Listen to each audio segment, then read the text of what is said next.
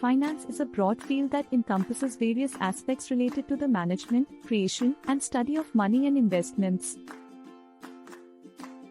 Here are some key areas within finance. Personal finance. It involves managing individual or household finances, including budgeting, saving, investing, retirement planning, and managing debts and loans. Corporate finance. This area focuses on financial decisions made by businesses, such as capital investment, budgeting, financial analysis, and financial risk management.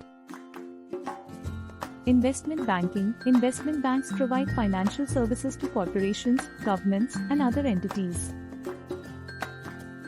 They assist in raising capital through issuing stocks and bonds, mergers and acquisitions, and advisory services. Financial markets. These are platforms where buyers and sellers trade financial assets such as stocks, bonds, commodities, and currencies. Examples include stock exchanges, bond markets, and foreign exchange markets. Financial analysis. This involves analyzing financial statements, performance metrics, and economic indicators to evaluate the financial health and performance of companies and make investment decisions. Risk management. This field focuses on identifying, assessing, and managing financial risks to minimize potential losses. It involves strategies such as insurance, diversification, and hedging. Banking and financial institutions. Banks and financial institutions provide various financial services, including deposits, loans, mortgages, and financial planning.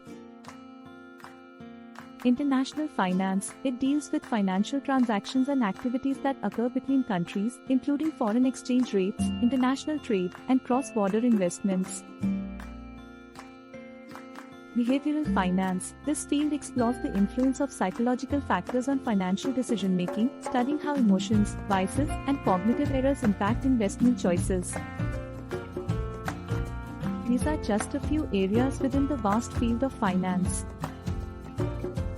If you have specific questions or would like more information on any particular topic, feel free to let me know.